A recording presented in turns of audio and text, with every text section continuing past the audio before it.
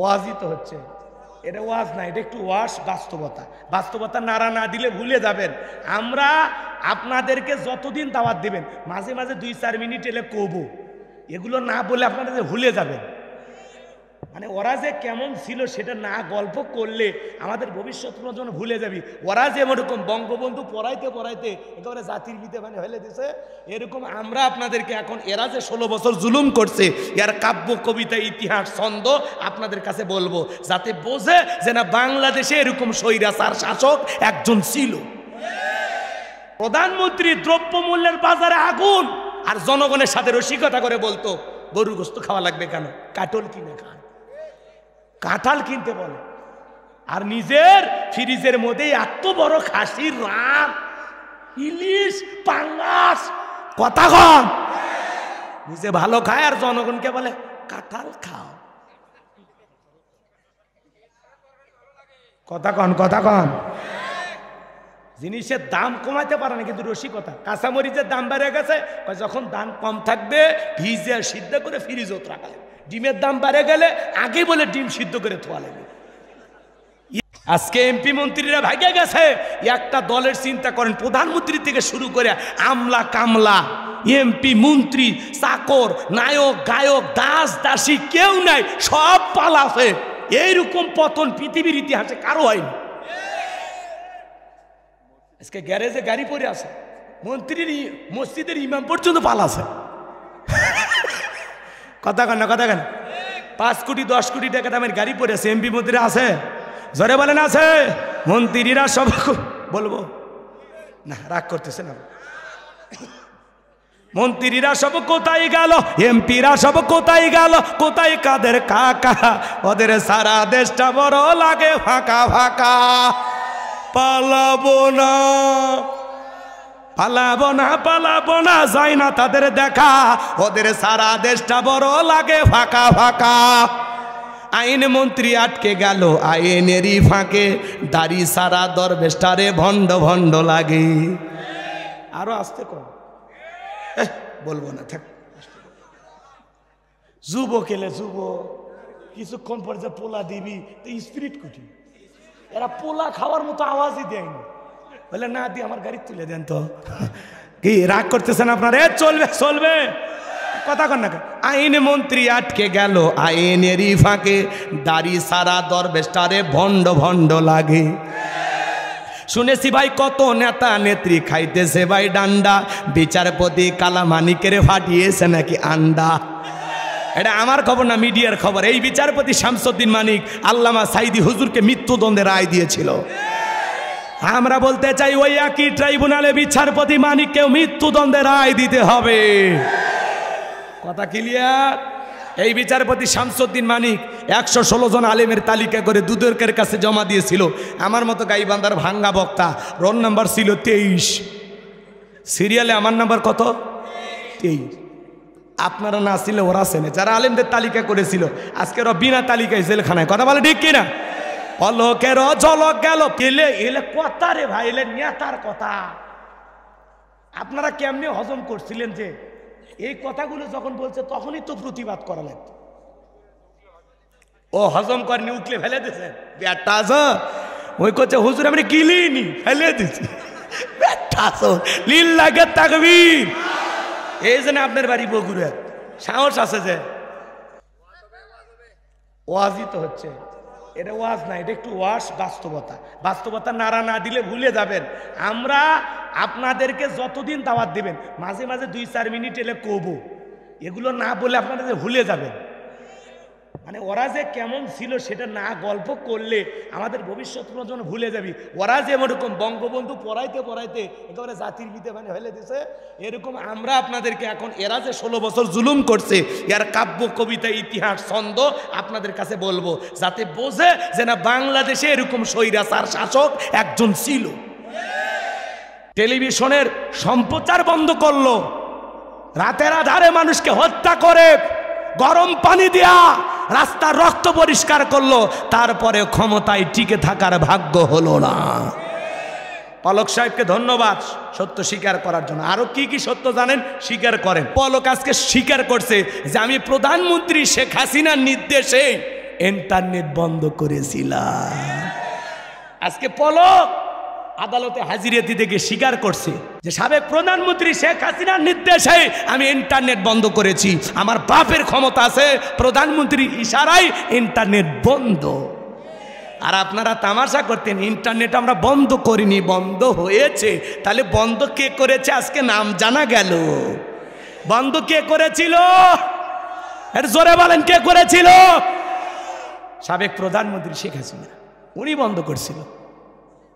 Net বন্ধ করলো, টেলিভিশনের সম্প্রচার বন্ধ করলো, রাতের আধারে মানুষকে হত্যা করে গরম পানি দিয়া রাস্তার রক্ত পরিষ্কার করলো, তারপরে ক্ষমতায় টিকে থাকার ভাগ্য হলো না।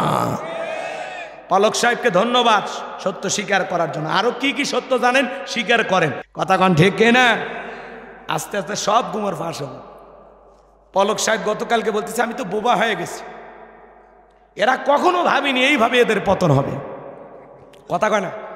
পলক সাহেব কি বলতেছে আমি বোবা হয়ে গেছি, কি বলবো, কিচ্ছু বলার নেই।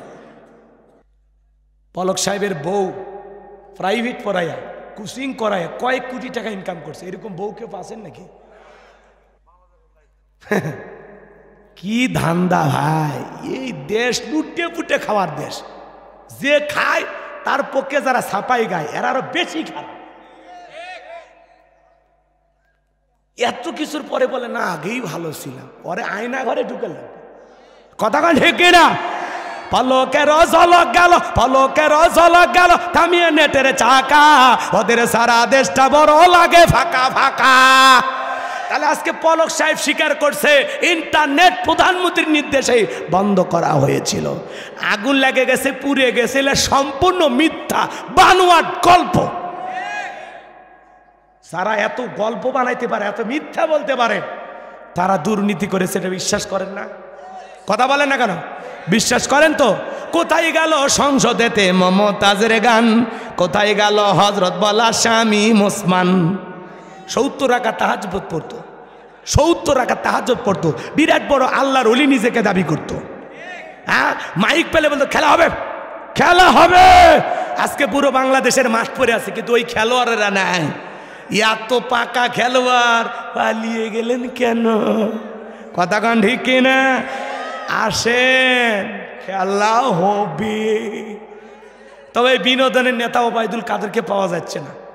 কি ডায়লগ, ওনার ডায়লগ এখনো ভাইরা জ্বালা, উন্নয়নে বিএনপির জ্বালা, কথা কয় না কেন? মাসুদ তুমি ভালো হয়ে যাও, স্মার্ট বাংলাদেশ, কত রং বেরঙ্গের কথা বলে কৌতুকের নেতা ছিল, কথা কন না আপনারা? এলে ওয়াজ শুনবেন মন চান, অনেকে বুঝছি হুজুর পালাছে ভেগে গেছে, বলার দরকার নেই। ওরে বাবা, তোর ভালো লাগে না দাওয়াত দিস কে, একলাই ওয়াজ করবো, দেখি তো কয়জন এসে বসে, কথা কন নাকি আপনারা? বলা লাগবি, বলা লাগবি। এটা মনে করেন আমার ওয়াজের হিসেবের বাইরে বলছি, এ টাইম বাদ দিয়ে নতুন করে টাইম দেওয়া হবে, তাতে সমস্যা আছে?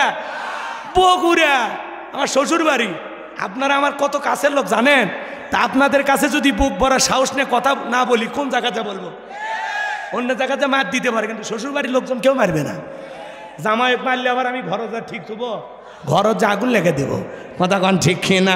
এজন্য বাজান মন খারাপ করবেন না, সামনের দিকে যাই। তাহলে আগামীতে নেতা বানাবো বুঝিয়ে শুনিয়ে, সৎ মানুষ দেখে মনে থাকবে তো ইনশাল্লাহ। এই ভবঘুরে যুবক ফেরাউন চলে গেল মিশরে, যাওয়ার পরে সর্বপ্রথম হলো তরমুজের ক্ষেতের লেবার, এরপরে মিশরের সরকারে গোরস্থানের দারোয়ান লাগবে বাজান, ইন্টারভিউ চলতেছে।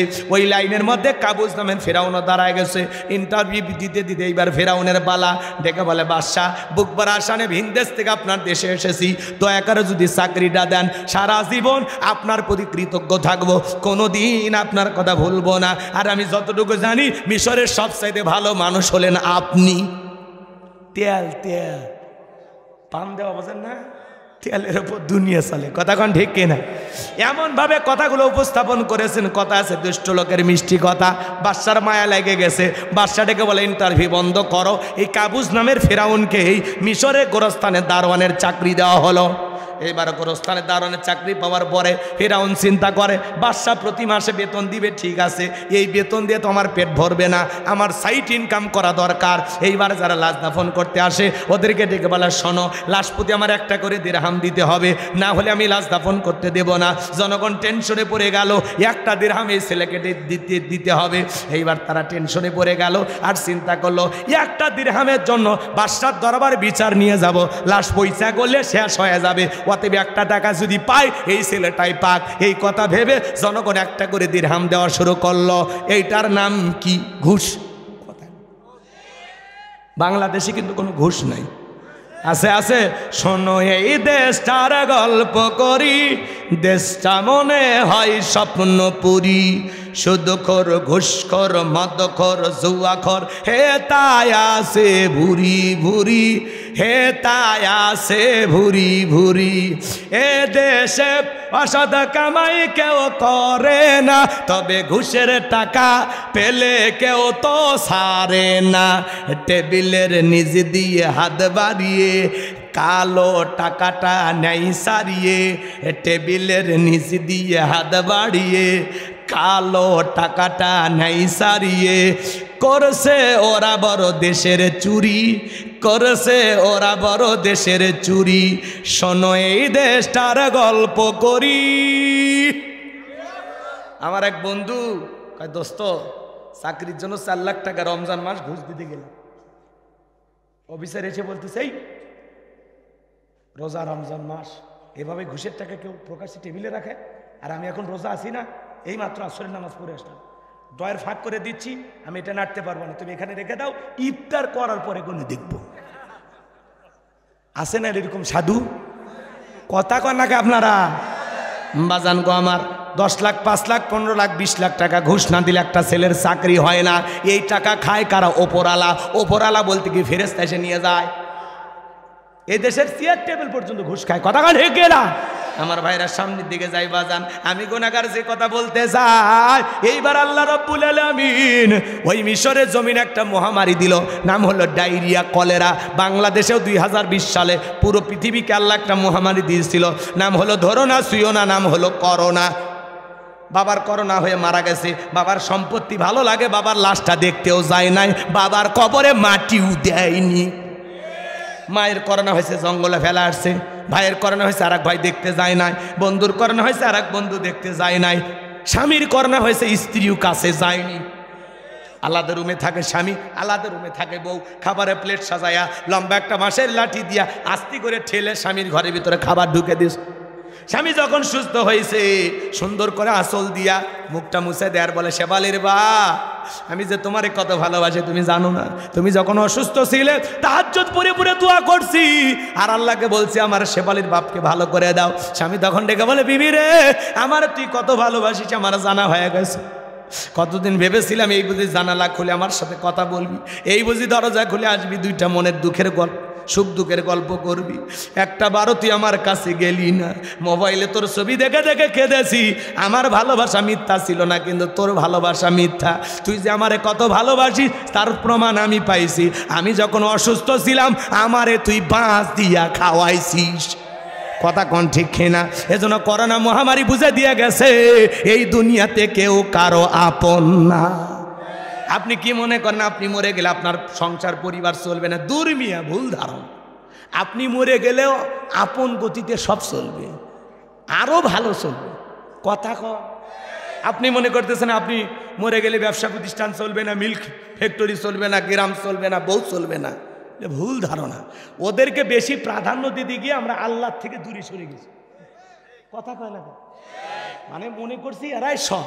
কি মনে করেন আপনি যদি আজকেই মরে যান, আপনার ওই জমির ধান লাগাবে না, আলু লাগাবে না? আপনার যে দোকান আছে দুর্গাপুর বাজারে, কি ওই দোকানের শাটার কেউ খুলবে না? কি করবে? আপনি যে বিকেশে টাকা ধুয়ে গেছেন, ওইটাও পিন খুঁজে খুঁজে দরকার হয় বিকেশ অফিসও যায়, যেভাবে ওই টাকা বাইর করবি। বুঝে না, দুনিয়া অত সহজ না। যা ভাবতেছেন ওদেরকে বউ বাচ্চাকে বেশি প্রাধান্য দিতে গিয়া আমরা আল্লাহকে ভুলে গেছি। অতএব বউ বাচ্চা, স্ত্রী, সন্তান এগুলোর মহব্বত কমায়া দিয়া আল্লাহর মহব্বত বানান, আখিরাতকে টার্গেট করেন। কে মনে থাকবে তো ইনশাল্লাহ? এগুলো সব মিথ্যা মায়া, ভুয়া। কে কয় শোনে? কি রাগ করতেছেন মনে হয় বাজান? সামনের দিকে যায়, আমি যে কথা বলতে চাচ্ছিলাম দিল দিয়া কথাগুলো বুঝবেন। ওই মহামারীতে হাজার হাজার মানুষ মারা যায়, আর গোরস্থানে লাশ দাফন হয়, আর ফিরাউনের পকেটে টাকা ঢোকে। টাকা পাইতে পাইতে এত টাকার মালিক হয়ে গেল, টাকা রাখার আর কোনো জায়গা নাই, বস্তায় বস্তায় টাকা হয়ে গেল।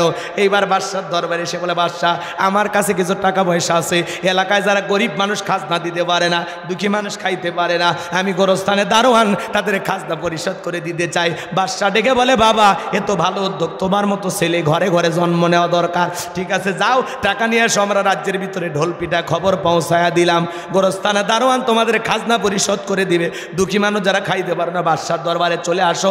এইবার পরের দিনে হাজার হাজার মানুষ লাইন দিয়েছে বাজান, ওই গোরস্থানের দারোয়ান ওই ঘুষ খাওয়ার টাকাগুলো জনগণের মাঝে বিতরণ করলো। গাইবান্ধার আঞ্চলিক ভাষা একটা কথা আছে, মাছের তেল দিয়া মাছ ভাজে। ওই টাকা কি ফেরাউনের বাপের না জনগণের? খালি সিস্টেমে দিতেছে, সিস্টেমে খালি দিয়া ফাও ফাও বাহবা পাইতেছে। এবার সমস্ত গরিব দুঃখী মানুষের খাজনা পরিশোধ হয়ে গেল। ওই গরিব মানুষেরা ডেকে বলে, হারে রাজ্যের বাদশা যদি এই ব্যক্তি না হইয়া গোরস্থানের দারোয়ান হইতো, না জানি আমাদের কপাল খুলে যেত। নির্বাচনের আগে একটু জনসেবামূলক কাজ করার দরকার আছে না নাই?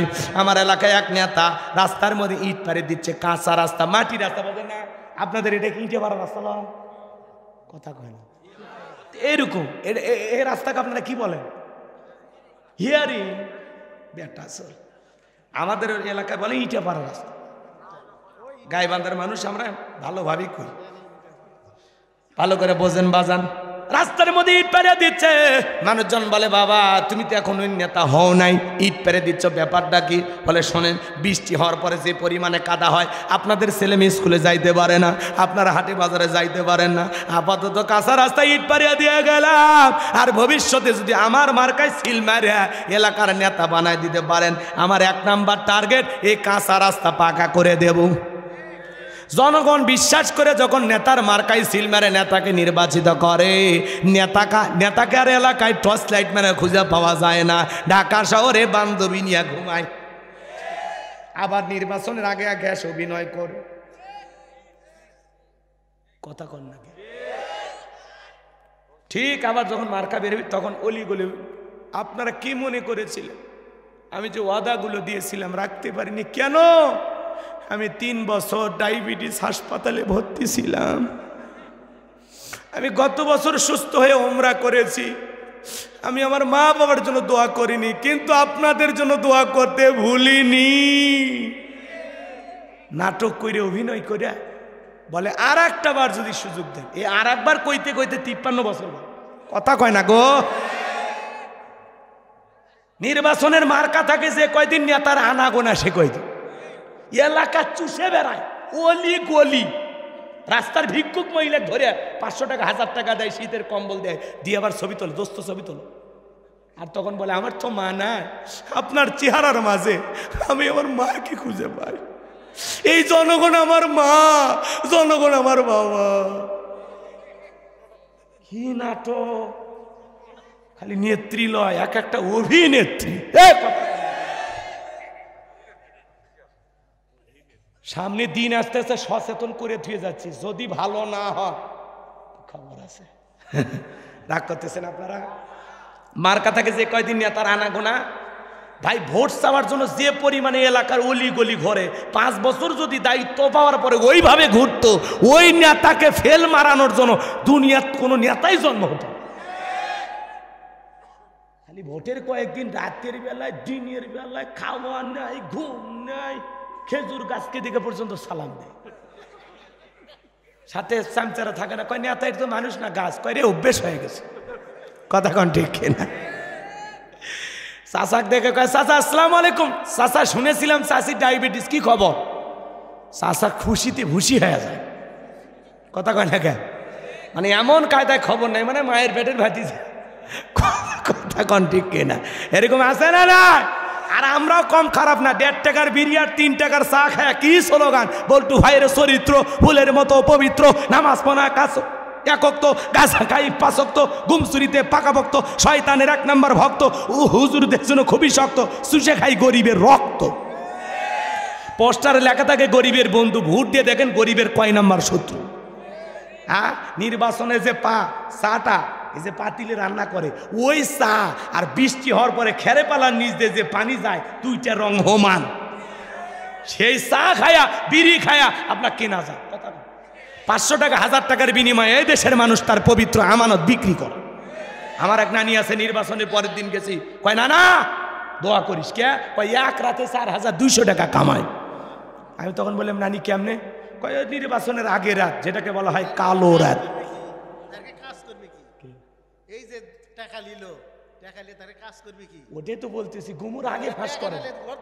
আর বলতেছি ঠিক আছে, আপনি যেটা বলতেছেন ওই লাইনে যাচ্ছি, খালি ফিনিশিং দিবে দেন, তাহলেই বুঝবেন না বাপের বেটা ঠিক মতো জায়গা মতো ঘা দিচ্ছে। আপনি আগেই শুরু করছেন কে? আগে দেখেন, খালি গাই বান্ধাত গাই থাকেন, আরো কিছু থাকে, একটু অপেক্ষা করেন। রাগ করতেছেন আপনারা? শোনেন শোনেন, আমি যে কথা বলতে চাচ্ছিলাম এদিকে খেয়াল করেন। আমার নানি তখন বলতেছে, বাবা নির্বাচনের আগের রাত যেটা কালো রাত, ওই রাতে আমার দরজায় ঠোকা দিয়েছে। নানি বাড়িতে আসিস? বলে হ্যাঁ আসি। কয় আমি অমুক মার্কার লোক, 500 টাকা রাখ, ভোটটা আমারে দিস। কয় ঠিক আছে ভাই। এই বলে যত মার্কার লোক ঢুকছে ভাই, কারো মনে দুঃখ দেয়নি। 2 দিন পর কবরে যাব, কার মনে কষ্ট দেয়? অতএব কারো মনে কষ্ট দেই নাই। পরের দিন সকালবেলা গুনে দেখি 4200 টাকা। যেই দেশের জনগণ নির্বাচনের আগে বলে, এই তোমাদের ভোট করা, কয় 6টা, অমুক দলের লোক 6000 কয়ে গেছে, 10,000 দিলে আপনার ভোট দেব, এরকম দরদাম করে ভোট বিক্রি করে। কথা কয় না? কথা কয় না? নির্বাচনের আগে ভোট বিক্রি করলেন। একটা এমপি মন্ত্রী নির্বাচন করতে গিয়ে কয়েক কোটি টাকা খরচ হইল, ওই টাকাটা তুলবে কিভাবে? রাস্তার বরাদ্দ হবে 10 কোটি, 2 কোটি টাকাতে রাস্তা বানাবে, আর বাকি 8 কোটি মাইরে খাবে। ছাগল পেশাব করলেও রাস্তার পিচ ভেসে যাবে। দোষ নেতার দিয়ে লাভ নাই, দোষ হলো 1 নাম্বার জনগণের। জনগণ 2 নাম্বার, নেতা হয় 6 নাম্বার। যেদিন জনগণ হবে 1 নাম্বার, নেতাও হবে 1 নাম্বার। এক পাগল তেঁতুল গাছের নিচে হাত তুলে বলে, আল্লাহ এ তেঁতুল গাছে রাজশাহীর ফজলি আম দে, রংপুরের হাড়িভাঙ্গা দে, নওগাঁ সাপাহারের আমরুপালি দে, চাপাই নবাবগঞ্জের কাটিমন আম দে। আল্লাহ তখন বলে, পাগল চোখটা খুইলে দেখ কোন গাছের নিচে দোয়া ধরেছিস। তেঁতুল গাছের নিচে যারাইয়া কিয়ামত পর্যন্ত আম চাইলে যেমন পাওয়া যাবে না, নির্বাচনের আগে 500 টাকা 1000 টাকার বিনিময়ে পবিত্র ভোট আমানত বিক্রি করে উমরের মতো নেতা চাইলে দেশে পাওয়া যাবে না। কথা ক্লিয়ার? আপনি হাত তুলে বলেন, আল্লাহ নেতাদেরকে উমরের মতো বানা। আল্লাহ বলে, তোর হাত থেকে তো ঘুষের গন্ধ আসে, তোর হাত থেকে সুদের গন্ধ আসে। আপনি যখন বলেন হাত তুলে রব্বানা আতিনা ফিদ দুনিয়া, আল্লাহ বলে তোর মতো সিটারে দোয়া কবুল হবে না। কথা কন? এই জন্য ভালো হয়ে যান, ভালো হইতে পয়সা লাগে না। তালুকদার বংশের মতো যদি কলিজাটা বড় হয়, বাপের বেটা যদি হয়ে থাকেন, তাহলে আজকে হাত তুলে শপথ গ্রহণ করেন, নির্বাচনকে কেন্দ্র করিয়া জীবনে করে দিন একটা চা বিড়ি খাবেন না, 1 টাকাও নেবেন না। কারা কারা হাত তুলে দেখা? ওই যে মাঝে মাঝে যারা হাত তুলি ওরা খাবে গো, খাবে খাবে। কি মনে থাকবে তো ইনশাল্লাহ? যাকে যোগ্য মনে হবে, সৎ মনে হবে, নির্ভীক মনে হবে, যার কাছে ভোট গেলে আমানতের খিয়ানত হবে না, 2 নাম্বারি করবে না, সিটেরই বাটপারি করবে না, দেশের টাকা বিদেশে পাচার করবে না, এমন মানুষকে আগামীতে নেতৃত্বের চেয়ারে বসাইতে হবে। কথা কন নাকি আপনারা? যারা দুর্নীতি করে, সম্পদের পাহাড় করে, ওই দুর্নীতিবাজদেরকে আর বাংলাদেশের চেয়ারে আমরা দেখব না। কথা ক্লিয়ার? রাজি আছেন তো ইনশাল্লাহ? যেই মানুষ মসজিদে ইমামতি করার যোগ্যতা রাখে, সেই হবে সমাজের নেতা। সবাইকে নিয়ে একত্রিত হয়ে যান, নামাজ পড়াইতে পারে। ওই যে বলবে আগামী ঈদুল জানাজার নামাজ, ওই নেতা লয়। খালি মোজ দেখে আর ভুঁড়ি দেখে ভোট দেবেন না, নেতার চরিত্র দেখে ভোট দেবেন। সৎ, যোগ্য, নামাজি, নেককার, আল্লাহওয়ালা, আমার ভোট আমি দেব সৎ, যোগ্য, ভালো নেতা দেখে দেব। ভালো নেতা থাকলে ভোট কেন্দ্রে যাব, ভালো নেতা নাই, যাওয়ার দরকার নেই। সরষের তেল নাকে দিয়ে বউ কুলত নিয়ে ঘুম পান। খবরদার, আপনার একটা ভোটে ও যদি দুর্নীতি করে, অন্যায় করে, অপকর্ম করে, প্রত্যেকটা পাপের পার্সেন্টেজ বিকাশ হইয়া আপনার আমল নামায় জমা হবে। এইবার চলেন বাজান গো আমার, ওই দেশের মন্ত্রী মারা গেল, নির্বাচন শুরু হয়ে গেল। আগে তো জনগণের মন কাইরা নেছে, এর নাম ফেরাউন, মনে আছে? আগে তো জনগণের মন কাইরে নেছে। এবার সবাই বলে সিল মারবা কোনখানে? কয় ফেরাউন যে মার্কাদার আছে তার মাঝখানে। এইবার সবাই মিলে এক চান্সে মিশরের মন্ত্রী বানায় দিল ওই কাবুজ নামের ফেরাউনকে। আল্লাহর খেলা বোঝা বড় দায়। বার্ধক্যজনিতর কারণে মিশরের যিনি বাদশা ছিল, বাদশা মারা গেল, নির্বাচন শুরু হয়ে গেল। বাজান গো আমার, এইবার সমস্ত জনগণকে ডেকে বলে শোনো, বাদশা মারা গেছে, বাদশা ছাড়া দেশ চলতে পারে না, তোমরাই বলো মিশরের বাদশা হবে কে? সমস্ত জনগণ ডাইকা বলে আপনার সাথে ভালো মানুষ আর কেউ নাই, যদি মিশরের বাদশা আপনি হয়ে যান আমাদের কারো কোনো আপত্তি নাই। এইবার জনগণের সমর্থন পাইয়া, সমস্ত মানুষের সমর্থন পাইয়া মিশরের বাদশা হয়ে গেল ওই কাবুজ নামের ফেরাউন। হামানকে ডেকে বলে হামান রে, আজ থেকে তুই হবি আমার মন্ত্রী আর আমি হব মিশরের বাদশা, দুইজন সুন্দর মিলে দেশটা পরিচালনা করব। এ হামানের মাথায় কোনো চুল ছিল না, সাদেমাল নাই বাম্পার লোড, পুরো মাথা ছিল ভারতের দমদম এয়ারপোর্ট। এইবার ফেরাউন রাতের বেলায় ঘুমাইতে চলে যায়, চোখের মধ্যে ঘুম আসে না, আজে বাজে স্বপ্ন দেখে লাফালাফায় ওঠে। এ বাজান গো আমার, এইভাবে 2-3 রাত অতিবাহিত চলে যায়। ফেরাউনের চোখে কোনো ঘুম নাই, ক্ষমতা পাইছে ঠিকই, চোখে কি নাই? ঘুম নাই। ঘুম কার দেয়া নিয়ামত? গরিব মাথা তলি ইট দিয়ে ঘুমায়, কি সুন্দর। আর বড়লোক 4টা ট্যাবলেট খায়, রাত 2টার দিকে ছায়া থাকে। তাহলে ঘুম কার দেয়া নিয়ামত? ওই দিকে আর যাবো না, কথা বাড়াবো না। কখন যে একটা বাচ্চা, আমি তো খেয়ালও করি নাই। আমি কি দোয়া করবো? 15-20 মিনিট দেওয়া যায়, এর মধ্যে আমি গুছিয়ে নিয়ে আসবো। বলবো তাকবীর দা লিল্লাহ তাকবীর। আর আমার মেম্বার ভাই কই গেল? জি জি বাজান গো আমার, এইবার হৃদয়ের কান পেতে কথাগুলো শুনে যান। আমি গুনাহগার যে কথা বলতে যাই, এইবার ঘুম আসে না। তার দরবারে জ্যোতিষী ছিল 400। এই 400 জ্যোতিষীর লিডার নাম হলো দবিরা, বয়স হলো 320 বছর।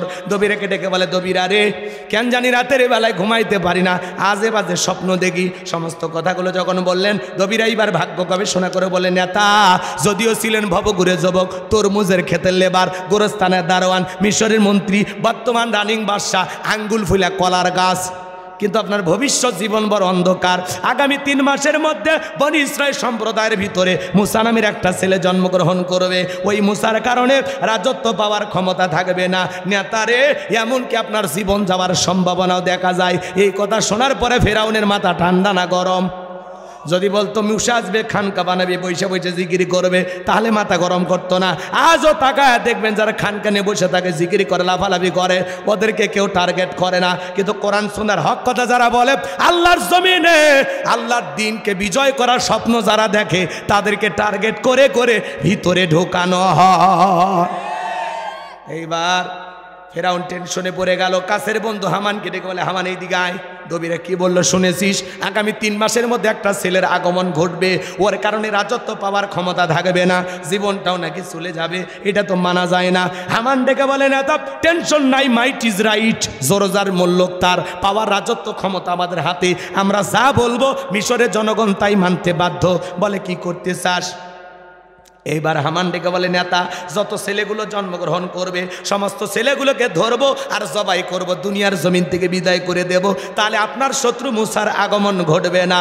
এই কথা শোনার পরে ফেরাউন ডেকে বলে, হামান রে, আসলে তোর মাথায় বুদ্ধি আছে, তবে শোন, ছেলেগুলোকে জবাই করবি, মেয়েগুলোকে জবাই করবি না, কারণ ছেলেদের মধ্যে আমার শত্রু আছে, মেয়েদের মধ্যে কোনো শত্রু নাই। তার মানে চোর হলে মানুষ ভালো।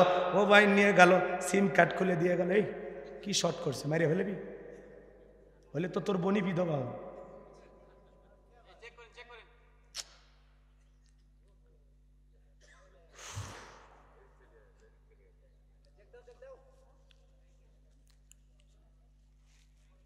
সেই লাগছে, বুঝলে আবার শর্ট করে। আজকের দোয়াকে কবুল আর মঞ্জুর করে নাও। আল্লাহ, আমার ভাইয়েরা তবারকের ব্যবস্থা করেছে, তার ভিতরে বরকত দিয়ে দাও। আল্লাহ, যারা রান্না বান্নার কাজে সহযোগিতা করেছেন, আল্লাহ তাদের দেহের শক্তি বাড়ায় দেন। আল্লাহ, আজকের মাহফিল বাস্তবায়ন করার জন্য স্বেচ্ছাসেবকের দায়িত্ব যারা পালন করেছেন, আল্লাহ এই মাহফিল বাস্তবায়ন করার জন্য লাইটিং, মাইটিং, পোস্টার, ব্যানার, ডেকোরেটর ভাইরা সহ যারা যেভাবে দায়িত্ব পালন করেছেন, সবাইকে দুনিয়া আখিরাতের উত্তম সাজা দান করো। হায় আল্লাহ তাআলা, সবাইকে দুনিয়া আখিরাতের উত্তম সাজা দান করো। সকলের ঈমান খালিদ বিন ওলীদের মতো বানায় দেয়, আমিরে হামজার মতো বানায় দেয়। আল্লাহ জীবনে একটাবার সোনার মক্কা মদিনায় কবুল করে নিও। যে মাসে মরণ দিবা মাসটা যেন রমজান মাস হয়, যেই দিনে মরণ দিবা দিনটা যেন জুমার দিন হয়, নামাজের সিজদারত অবস্থায় মৃত্যু দিও, কোরআন পড়তে পড়তে মৃত্যু দিও, ইসলামকে প্রতিষ্ঠিত করার জন্য রাজপথে জীবনটা বিলানোর তৌফিক দিও। আল্লাহ দেশি বিদেশি সকল ষড়যন্ত্রের হাত থেকে আমাদের প্রিয় মাতৃভূমি বাংলাদেশকে আল্লাহ হেফাজত কর। আল্লাহ এই জমিনকে কোরআন আর ইসলামের জন্য কবুল করো। যারা কষ্ট করে ছুটে এসেছেন সবাইকে নিরাপদে বাড়ি পর্যন্ত পৌঁছার তৌফিক দান করুন। সবাইকে আপনার রহমতের চাদরে আবৃত করুন। যার যা মনের সমস্যা আল্লাহ সব সমাধান করে দাও। আল্লাহ সকলের মনের বাসনা পূরণ করে দাও। আল্লাহ তোমার বান্দারা তোমার কাছে কি চায় আল্লাহ তাহাজ্জুদের সময় ফিরাইয়া দিও না। আজকে জুমার রজনী আল্লাহ আমাদের দোয়া কবুল করবাই, এটা আমরা বিশ্বাস করি। আল্লাহ আজকের দোয়াকে কবুল আর মঞ্জুর করেন। জীবনে কোনোদিন কাহালুর মুসলমানের সাথে আর যদি দেখা না হয় এই মুখগুলো জান্নাতের সিঁড়িতে পরিচয় করায় দিও। আল্লাহ আমি যে আলোচনা করেছি আল্লাহ এখান থেকে একটি কথা হলেও আমাদের আমলের নিয়তে বাড়ি পর্যন্ত যাওয়ার তৌফিক দাও। সবাইকে 5 ওয়াক্ত নামাজি বানায় দাও। আল্লাহ আল্লাহ সবাইকে 5 ওয়াক্ত নামাজি বানায় দাও। আল্লাহ সবাইকে কোরআন সুন্নাহর সঠিক বুঝ দাও। আল্লাহ কোরআন সুন্নাহর হেদায়েতের নূর দিয়ে অন্তরগুলো আলোকিত করে দাও। আমার সাইফুল ভাইকে কবুল করো, হারুন ভাইকে কবুল করো, সাদিক ভাইকে কবুল করো, আব্দুর রহিম ভাইকে আল্লাহ কবুল করো। আল্লাহ আমাদের যার যত সমস্যা আছে আল্লাহ সমস্ত সমস্যার সমাধান তুমি করে দাও। আল্লাহ তোমার কাছে দয়া করুণা ভিক্ষা চাই। আল্লাহ মৃত্যুর সময় দয়ার নবীর চাঁদ মুখখানা দেখতে দেখতে আমাদের জবানে জারি করে দিও লা ইলাহা ইল্লাল্লাহু মুহাম্মাদুর রাসূলুল্লাহ সাল্লাল্লাহু আলাইহি সাল্লাম। আসসালামু আলাইকুম ওয়া রাহমাতুল্লাহি ওয়া বারাকাতুহু। আসেন না আজ দেখি তো ওয়াজ খালি করলে হবে না, ওয়াশও করা লাগবে। কথা কন ঠিক কিনা? কথা কন না কেমন? বহুত মা জনকে মসজিদে টানছি, কয় হুজুর আজকে বাদ হুজুর আমার ব্যাটক করে আনি নেই। অথচ 25-30 বছর বয়স, কত বড় নির্লজ্জ বেহায়া হলে এই কথা বলে। কুত্তেও পেশাব করে পানি নেয় না, ওই মুসলমানের বাচ্চা মুসলমান পেশাব করে পানি নেয় না। তাহলে কুকুরের খালি 4 পা, এর খালি 2 পা। পায়ের মধ্যে পার্থক্য, স্বভাবের মধ্যে একেবারে কোনো পার্থক্য নাই। কুত্তেও যা করে ওইও তাই। মাদ্রাসার দিকে তাকায় দেখেন ছোট ছোট বাচ্চারা কি সুন্দর বইসে পেশাব করে, পেশাব করে ঢেলে কুলুপ ব্যবহার করে, পানি নাই। কথা কন না? আর কত ছেলে কলেজ বিশ্ববিদ্যালয়ে পড়াশোনা করে, পালসার গাড়ি নিয়ে ঘোরাঘুরি করে, গাড়ি ব্রেক করে রাস্তার মধ্যে দাঁড়িয়ে থেকে কুকুরের মতো পেশাব করে, বসেও না। কথা কন ঠিক কিনা?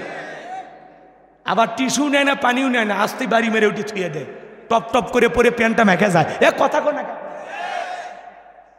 কবরের ভিতরে সবচাইতে বেশি শাস্তি হবে এই একটাই কারণে, যে কারণটা হলো যে ব্যক্তি পেশাব থেকে পবিত্রতা অর্জন করে না। খালি মাথা নাড়াস না। বক্তার ওয়াজ শুনে যদি হেদায়েত হইতো ডেকোরেটর আগে হেদায়েত হইতো।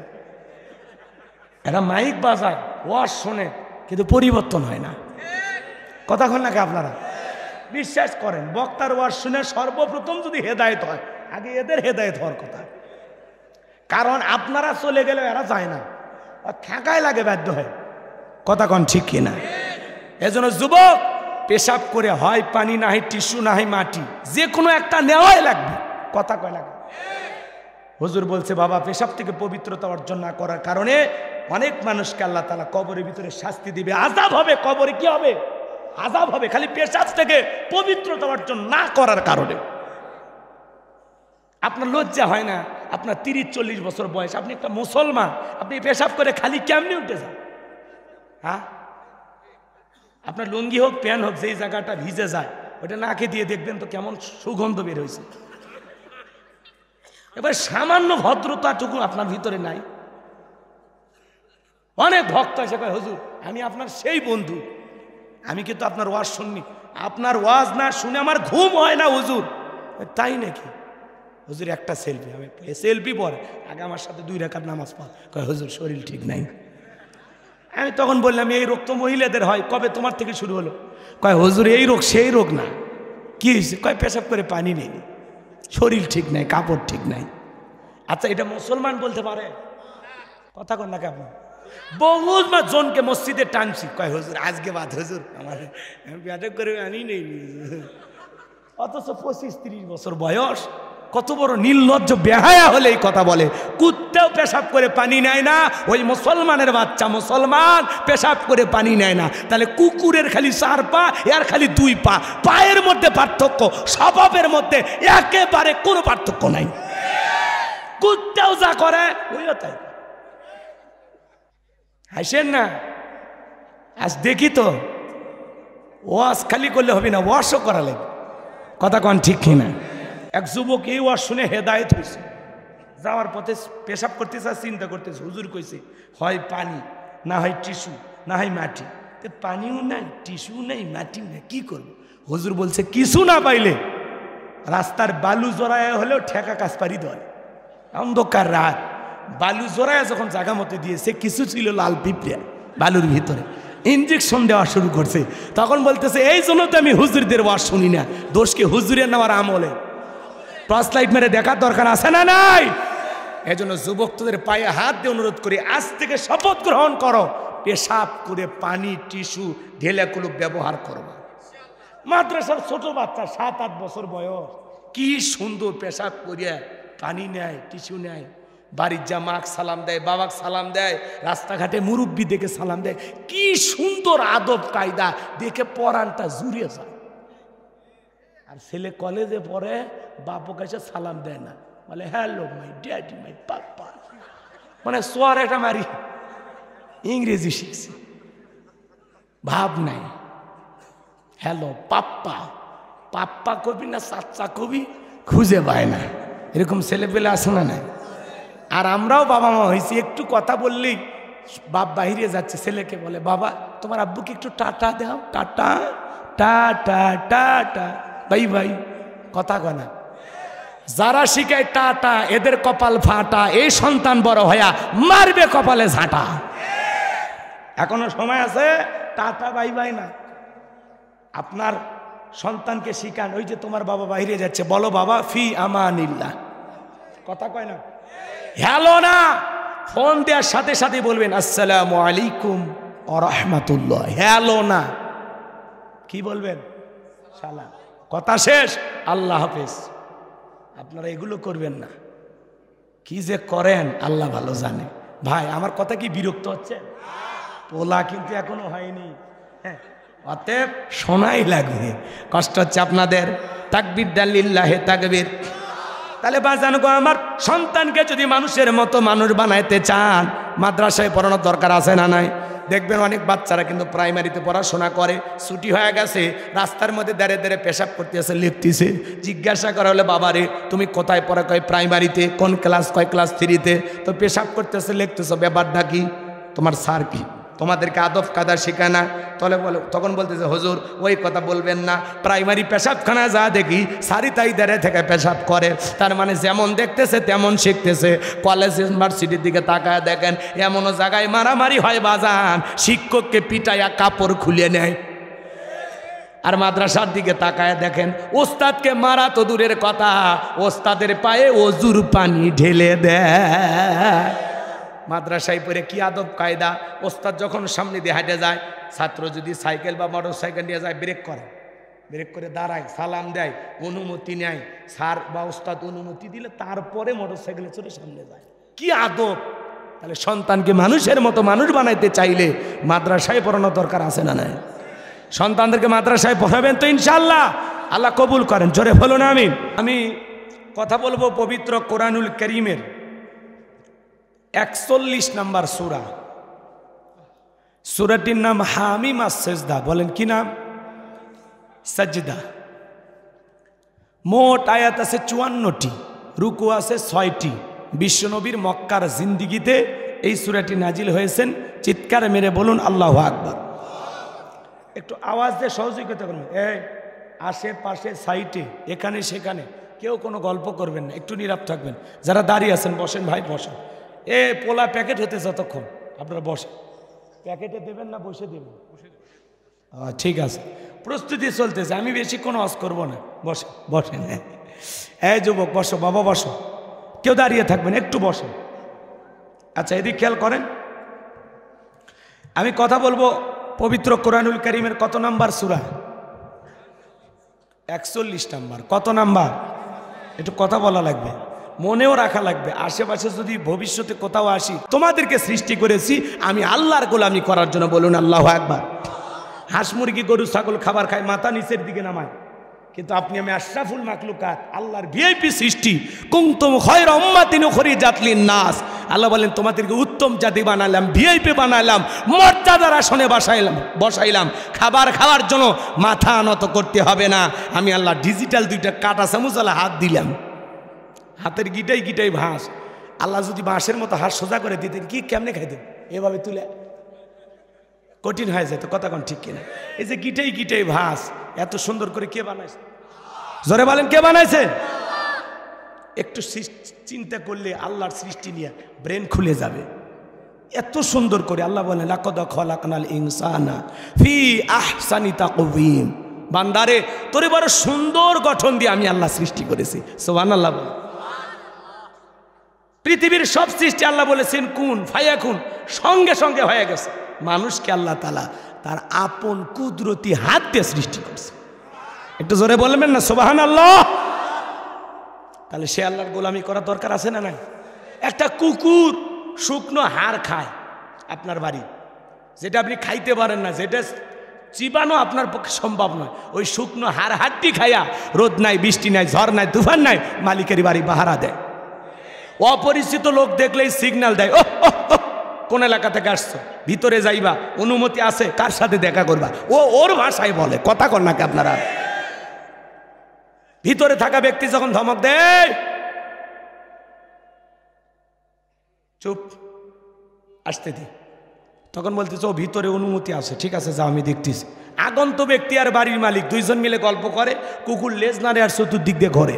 একবার মালিকের চেহারার দিকে তাকায়, আর একবার আগন্ত ব্যক্তির চেহারার দিকে তাকায়। মালিককে ইশারা দিয়ে বলতেছে একবার শুধু বলেন লোকটারে চেনেন না, এমন কামড় দেব, হ্যাঁ হাসপাতালে না যাওয়া পর্যন্ত ভালো হবে না। কথা কন ঠিক কিনা? মালিকটা যখন ধমক দেয় সর সর সর, তখন বলে ও আপনার পরিচিত আগে বলবেন, খামাখাই ডিউটিটা করলাম। কথা কন না কেন বাজান? একটা কুকুর শুকনো হাড়কে রোদ নাই, বৃষ্টি নাই, ঝড় নাই, তুফান নাই, মালিকের বাড়ি পাহারা দেয়। আমরা হলাম আশরাফুল মাখলুকাত, আল্লাহ বড় আদর করে দরদ দিয়ে ভালোবাসা নিয়ে সৃষ্টি করেছেন বাজান। যেই জায়গায় যেইটা দরকার আল্লাহ তাআলা সেইটা দিলেন। চোখ দুটা যদি কপালের মাঝখানে দিয়ে দিতেন, আর ফুটবল খেলার জন্য যদি মাথা দিয়ে আমরা হিট নিতাম, চোখ দুটা ডিম্পোজ হয়ে যেত। নাকটা যদি চেহারার এই সুন্দর মাঝখানে না লাগাইয়া পিঠের মাঝখানে লাগাইয়া দিত, খাবারের প্লেটটা নিয়ে পিছন দিকে দিয়ে বলা লাগতো নাক মামু খাবারটা চেক করে দেখ, খাবো না ফেলে দেব। কথা কোন ঠিক কিনা? আমার ভাইরা যদি একটু হিসাব নিকাশ করেন, কানের জায়গায় কান, নাকের জায়গায় নাক, ঠোঁটের জায়গায় ঠোঁট, দাঁতের জায়গায় দাঁত, চোখের জায়গায় চোখ, ভুরুর জায়গায় ভুরু, চেহারার তার আকৃতি যেমনি বানাইলে বান্দাকে সুন্দর দেখা যায়, সেই নিপুণ কারিগরের নাম হলো আল্লাহ। এত সুন্দর করে যে মালিক সৃষ্টি করেছেন, সেই মালিক বড় মহাব্বত আর ভালোবাসা নিয়ে বলেন ওয়ামা খলাকতুল জিন্না ওয়াল ইনসা ইল্লা লিয়াবুদুন, আমি মানব জাতিকে সৃষ্টি করেছি শুধুমাত্র কেবলমাত্র একমাত্র আমি আল্লাহর দাসত্ব আর গোলামি করার জন্য। তাহলে আপনি আমি গোলামি করব কার? করবেন তো ইনশাল্লাহ। তাহলে কোটি কোটি বার ডাক দিল, বিরক্ত হন না, যিনি তিনি কে? সে রবের গোলামি করতে রাজি আছেন তো ইনশাল্লাহ। তাহলে আয়াতের শুরুতে আল্লাহ কি বলেন? ইন্নাল্লাযীনা ক্বালু রাব্বুনাল্লাহ, নিশ্চয়ই যারা বলে আমাদের রব আল্লাহ, আমাদের রব কে? রুহের জগতে আল্লাহ রব্বুল আলামিন আপনাকে আমাকে প্রশ্ন করলেন আলাস্তু বিরাব্বিকুম, আমি কি তোমাদের রব নই? আমরা সেদিন সবাই জবাব দিয়ে বলেছিলাম ক্বালু বালা, অবশ্যই আপনি আমাদের রব। আল্লাহু আকবার, সবাই স্বীকৃতি দিয়েছে আপনি আমার রব। এই পৃথিবীর জমিনে পাঠানোর পরে আল্লাহ রাব্বুল আলামিন সর্বপ্রথম যে আয়াতে কারিমা নাজিল করলেন, ইকরা বিসমি রাব্বিকাল্লাযী খলাক, পড়ো তোমার রবের নামে যিনি তোমাদেরকে সৃষ্টি করেছেন। এই আয়াতের ভিতরে রব শব্দ আছে না নাই? রবের জ্ঞান কোথায় শিক্ষা দেওয়া হয়? স্কুল কলেজ নাকি মাদ্রাসায়? জোরে বলেন, জোরে বলেন। ইকরা পড়ো, সর্বপ্রথম আল্লাহ জ্ঞান অর্জনের কথা বলেছে। ইকরা বিসমি রাব্বিকাল্লাযী খলাক, পড়ো তোমার রবের নামে যিনি তোমাদেরকে সৃষ্টি করেছেন। এরপরে আমার ভাইয়েরা পবিত্র কোরআনুল কারীমের এক নাম্বার সূরা, সূরাটির নাম হলো সূরাতুল ফাতিহা। তার 1 নাম্বার আয়াত জবান ছেড়ে সবাই পড়ুন, আলহামদুলিল্লাহি রাব্বিল আলামিন। এই আয়াতের ভিতরে রব শব্দ আছে না নাই? জোরে বলুন, আছে না নাই? সমস্ত প্রশংসা, যাবতীয় প্রশংসার একমাত্র মালিক তিনি, সৃষ্টিকুলের রব, আমাদের প্রতিপালক, আমাদের আল্লাহ যিনি। আল্লাহু আকবার বলে। তাহলে আয়াতের ভিতরে রব শব্দ আছে, আছে না নাই? এরপরে আপনি আমি যখন রুকুতে চলে যাই কি তাসবিহ পাঠ করি? সুবহান রাব্বিয়াল আযীম, সুবহান রাব্বিয়াল আযীম। রব শব্দ আছে না নাই? রুকু হতে দাঁড়ানোর সময় কি বলি? সামি আল্লাহু লিমান হামিদা, রব্বানা লাকাল হামদ। রব শব্দ আছে না নাই? এরপরে আপনি আমি যখন সিজদায় চলে যাই মাথাটা নত করি কি তাসবিহ পাঠ করি? সুবহান রাব্বিয়াল আ'লা, সুবহান রাব্বিয়াল আ'লা, সুবহান রাব্বিয়াল আ'লা। রব শব্দ আছে না নাই? অনেকে খালি সুবহান সুবহান সুবহান সুবহান সুবহান, সুবহানাল্লাহ কয় না, সয়াবিনের তেল কয়, আল্লাহ ভালো জানে। স্পষ্ট বোঝা যায় না, খালি ফিস ফিস করে। স্পষ্ট করে আপনাকে বলতে হবে সুবহান রাব্বিয়াল আ'লা, সুবহান রাব্বিয়াল আ'লা, সুবহান রাব্বিয়াল আ'লা, সুবহান সুবহান সুবহান। আছে না নাই? আল্লাহ যেন সঠিক বুঝদান করেন, জোরে বলুন আমিন। এরপরে যখন নামাজের সালাম ফিরানোর পরে আল্লাহর কাছে হাত তুলে কি দোয়া করি? রব্বানা আতিনা ফিদ দুনিয়া হাসানাতাও ওয়া ফিল আখিরাতি হাসানাতাও ওয়া কিনা আযাবান নার। সূরা বাকারা আয়াত নাম্বার 201। আল্লাহ তাআলার কাছে দোয়া করে বলি, হে আমাদের রব, আমাদেরকে দুনিয়ার কল্যাণ দান করো, আখিরাতের কল্যাণ দান করো, ওই কঠিন জাহান্নামের আগুন থেকে আমাদের মুক্তি দাও। তাহলে ইহকাল পরকালের কল্যাণ দেওয়ার একমাত্র মালিক কে? জাহান্নাম থেকে আগুন থেকে বাঁচানোর মালিক কে? পবিত্র কোরআনুল কারীমের সর্বশেষ যে সূরাটির নাম হলো নাস, আর 1 নাম্বার আয়াত, কুল আউযু বিরাব্বিন নাস। এর ভিতরে রব শব্দ আছে না নাই? জীবনের পরতে পরতে সব জায়গায় রব। আপনি আমি যেদিন মারা যাব, মসজিদের মাইকে যেদিন এলান জারি হবে, এই গ্রামের মুখ ব্যক্তি বেছে নাই, ইন্না লিল্লাহি ওয়া ইন্না ইলাইহি রাজিউন। আপনার আমার মৃত্যুর সংবাদ শোনার পরে বিবি কেঁদে বলবে স্বামী নাই, ছেলেটা কেঁদে বলবে বাবা নাই, মেয়েটা কেঁদে বলবে আমার বাবা নাই, পিতামাতা বেঁচে থাকলে তারা বলবে কলিজার ধনটা হারাইলাম। আত্মীয় স্বজন সবাই মৃত্যুর সংবাদ শোনার পরে ছুটে আসবে বাড়িতে। এ বাজান দামি বিল্ডিংটা বানাইলেন, দামি ওয়াশরুমটা বানাইছেন বাজান, ওই 5-10 লাখ টাকা দিয়ে যে বাথরুম টয়লেট বানাইছেন, ওখানে আপনার জীবনের শেষ গোসল হবে না।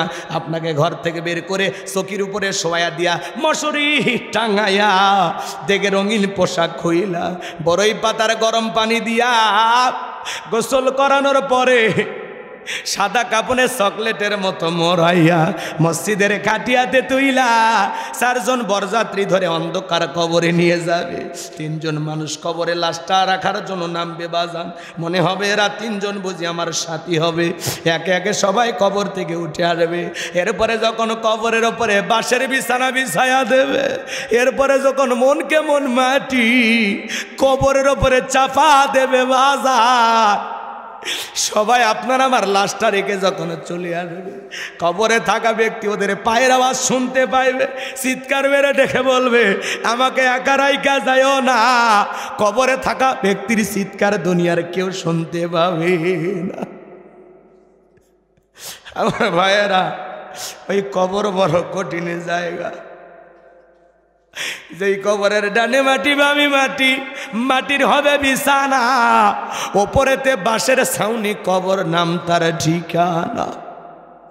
আপনার আমার নবীজি বলেছেন, কলা কলা রাসূলুল্লাহি সাল্লাল্লাহু আলাইহি ওয়াসাল্লাম, ইন্নামাল কুবুরু রাউযাতুম মিন রিয়াদিল জান্নাহ আও হুফরাতুম মিন হুফারিন নার।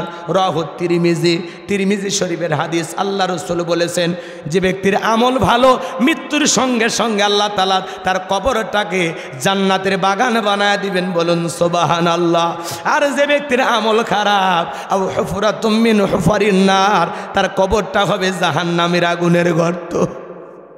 নবীজি আমার এক জায়গায় বসা, জিবরাইল আসলেন, ডেকে বলেন নবী গো এই মুহূর্তে একটা আওয়াজ হইল, আপনি কি শুনতে পাইছেন? আমার নবী বলে হ্যাঁ জিবরাইল আমি শুনতে পেয়েছি। জিবরাইল বলেন নবী গো আজ থেকে ৭০ বছর আগে আল্লাহ তাআলা জাহান্নামের গর্তের মুখে একটা পাথর ছেড়ে দিয়েছে, এই মাত্র জাহান্নামের তলদেশে গিয়া পাথরটা পৌঁছাইলো।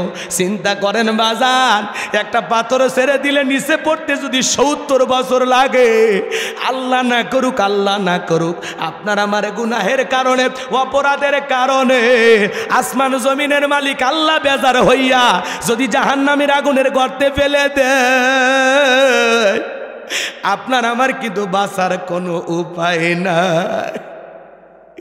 এই জন্য কবর বড় কঠিন জায়গা বাজার, এই কবর বড় কঠিন জায়গা।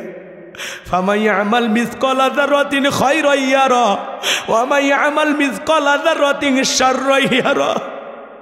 বান্দা তুমি যদি যারা পরিমাণ অনুপরিমাণে কামল করো, ওইটাও তোমার আমল নামায় লিপিবদ্ধ করা হবে। তুমি যারা পরিমাণ আমল যদি করো, তুমি যদি যারা পরিমাণে বদ আমল করো, ওইটাও তোমার আমল নামায় লিপিবদ্ধ করা হবে। আর যারা গুনাহে একবার অন্ধকার কবরে যাবে, ওই কবরের ডানের মাটি বামে চলে যাবে, বামের মাটি ডানে চলে যাবে, এমন জোরে চাপ দেবে বাজান এক পাথরের হার অন্য পাথরে ঢুকে যাবে। কবরে থাকা অন্ধ ফেরেশতা চোখে দেখে না, কানে শোনে না, হাতুড়ি দিয়ে বাড়ি মারবে বাজান। ওই হাতুড়ি যদি উহুদ পাহাড়ের উপরে মারতো, ওই উহুদ পাহাড় জমিনের নিচে চলে যাইত। ওই আঘাত করবে বাজার, কবরে থাকা বিষাক্ত সাপ একবার যদি সবল মারে, পা থেকে মাথা পর্যন্ত বিষের যন্ত্রণায় দেহটা জ্বলে যাবে, দেহটা ৭০ হাত মাটির নিচে চলে যাবে। ওই কবর বড় কঠিন জায়গা, সাপ বিচ্ছুর কারখানা বাজার। কবর কিন্তু জায়গা ভালো না। কথা বলেন না কেন? কবর কিন্তু ভালো জায়গা না। ৬ দিন পরে নখ খসে যাবে, ৯ দিন পরে চুল। কবর গায়ের সামান নিতে কইরো না কেউ ভুল। কবর জায়গা ভালো নয়, কবর জায়গা ভালো নয়। আমল দিয়ে কবর গৃহ সাজিয়ে নিতে হয়। কবর জায়গা ভালো নয়, কবর জায়গা ভালো নয়। আমল দিয়ে কবর গৃহ সাজিয়ে নিতে হয়। ১৭ দিনে পেট ফেটে শেষ পোকার খাদ্য হবে। ৬০ দিন পরে গোশ তাকাবে না, কঙ্কাল পরে রবে। চিন্তা করেন, কবরের ভিতরে যখন পেটটা ফেটে যাবে, পোকাগুলো কিলবিল কিলবিল করে নাক মুখ দিয়ে ঢুকবে, চুলগুলো খসে যাবে, গোস্ত খসে যাবে। কত মানুষ কবরে পেটটা ফেটে গেল, কি দুর্গন্ধ। ১৭ দিনে পেট ফেটে শেষ পোকার খাদ্য হবে। ৭ দিন পরে গোশ থাকবে না, কঙ্কাল পরে রবে। ৯০ দিনে হাড়গুলি সব ৯০ দিনে হাড়গুলি সব আলাদা হয়ে রয়। কবর জায়গা ভালো নয়, কবর জায়গা ভালো নয়। আমল দিয়ে কবর গৃহ সাজিয়ে নিতে হয়। ৬ দিন পরে নখ খসে যাবে, ৯ দিন পরে চুল। কবর গায়ের সামান নিতে কইরো না কেউ ভুল। কবর জায়গা ভালো নয়, কবর জায়গা ভালো নয়। আমল দিয়ে কবর গৃহ সাজিয়ে নিতে হয়। এবার জান কবর বড় কঠিন জায়গা। নবীর সাহাবী হযরত ওসমান রাদিয়াল্লাহু তাআলা আনহু, জান্নাতের সার্টিফিকেট প্রাপ্ত সাহাবী, কবর দেখে অঝরে চোখের পানি ছেড়ে দিয়ে কান্না করতেন। সাহাবায়ে কেরাম ডেকে বলে, ভাই ওসমান আপনি কবর দেখে কেন কান্না করেন? হযরত ওসমান ডেকে বলেন, এই কবর হলো প্রত্যেকটা মানুষের প্রথম মঞ্জিল, প্রথম ঘাঁটি, প্রথম স্টেশন। এই কবরে 3টা প্রশ্ন করা হবে। যে সঠিক উত্তর দিতে পারবে তার মিজান ফুলসিরাতে কোনো টেনশন নাই। সে উত্তর দিতে পারবে না, তার বাঁচার কোনো উপায় নাই। ওই কবরের ভিতরে আপনাকে আমাকে প্রশ্ন করা হবে, মার রব্বুকা, তোমার রব কে?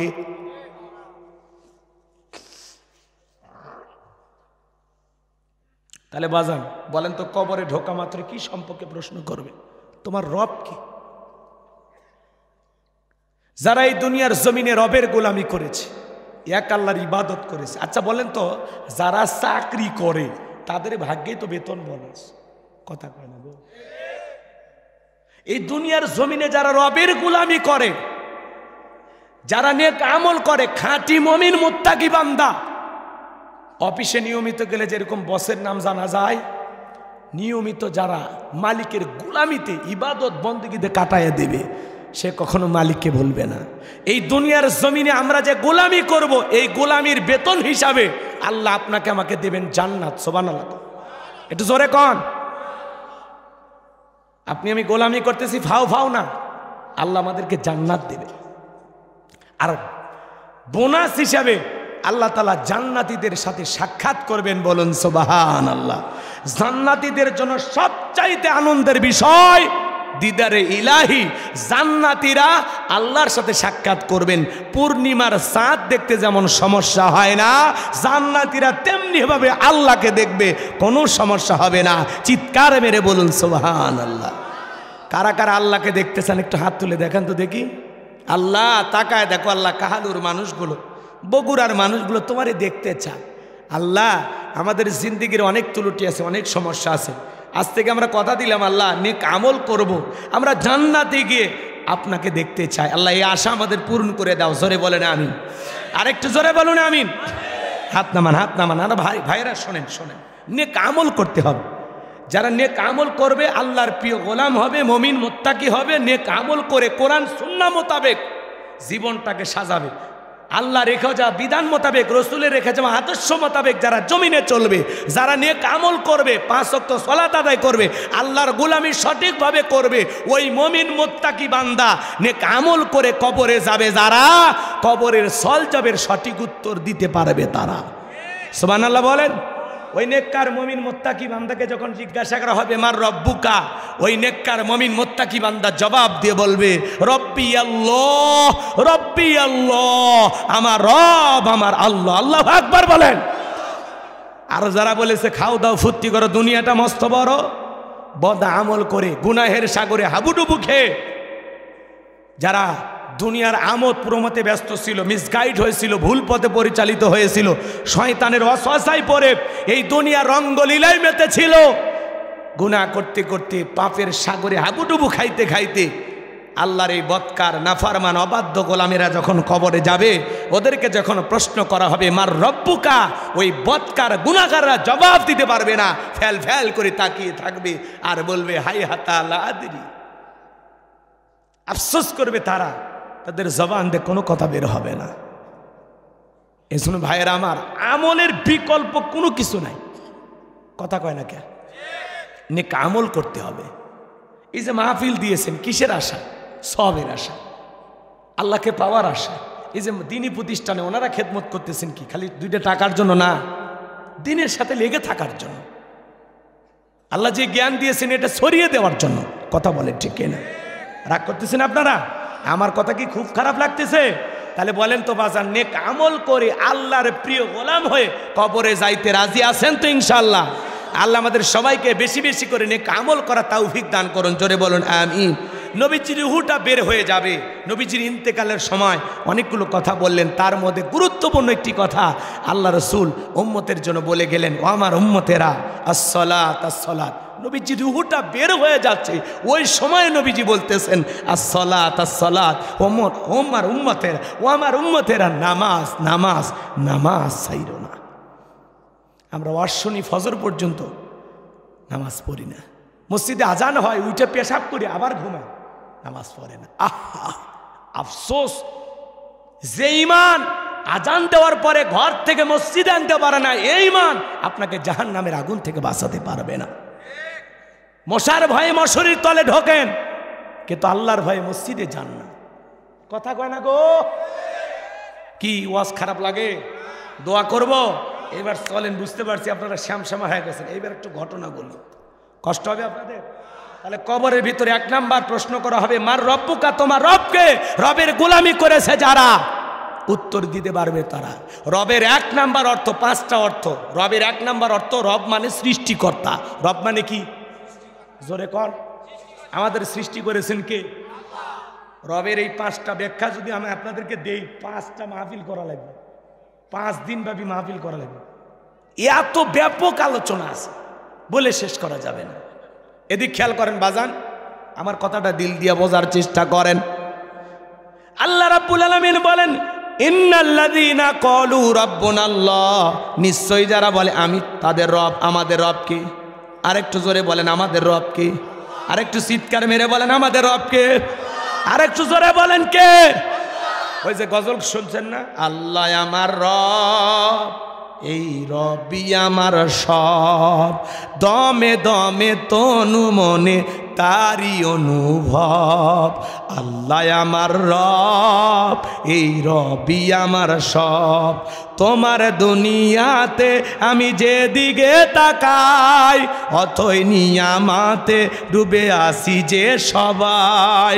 তোমার দুনিয়াতে আমি যেদিকে তাকাই, অথই নিয়ামাতে ডুবে আসি যে সবাই। পাক ফাকালির মুখে শুনি তসবিহ কলো রব, তসবিহ কলো রব, আল্লাহ আমার রব, এই রবি আমার সব। জোরে কোন মারহাবা। খারাপ লাগে? তাহলে ইন্নাল্লাযীনা ক্বালু রাব্বুনাল্লাহ, নিশ্চয় যারা বলে আল্লাহ আমার রব, আল্লাহ আমাদের রব, কথা বলে ঠিক কিনা? এবার শোনেন, এই পৃথিবীর জমিনে আল্লাহ যখন 0 থেকে হিরো বানায়, একটু ক্ষমতার সিয়ের দান করে, সাওয়ালা থেকে প্রধানমন্ত্রী বানায়, আবার মুসলমানকে জবাই করে। কথা কয় না কেউ? 0 থেকে হিরো বানায় কে? এরকম একজন ভবগুরু ব্যক্তি ছিল, যাকে আল্লাহ 0 থেকে হিরো বানাইছিল। ক্ষমতার সিয়ারে বসে বলে, আনা রব্বুকুমুল আলা, আমি বড় খোদা, আমি বড় প্রভু। চিৎকার মেরে বলুন নাউজুবিল্লাহ।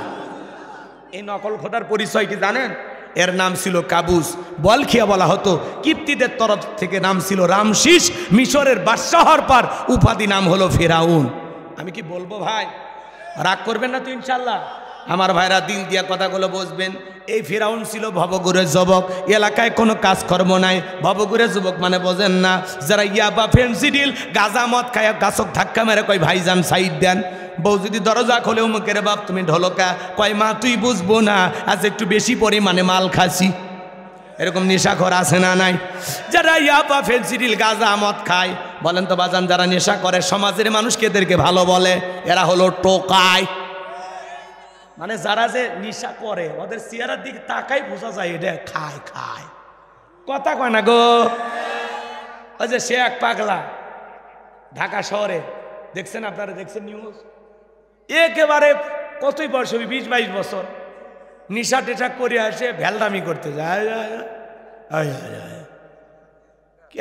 তোর বউ এইভাবে মরে গেল কেন? কয় আমি বলছি আমারে ভাত দাও, এটা দাও, দিতে চাইনি, আমি রাগ করে বুকের উপরে সরে ছুরি বসাই দিছি, ছুরি বসে দিছি, এখন দেখি মারা গেছে।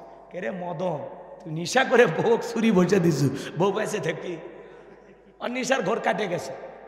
কচ্ছে মারা যে যাবি, আমি এটার বুঝিনি। একটা বাচ্চাও আছে, নিউজ দেখছেন না বাবা?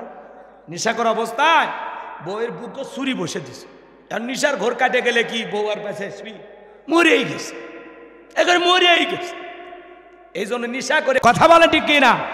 এ যুবক, মাদককে না বলুন, যেই মুখে মা ওই মুখে মাদক চলবে না। কথা কি?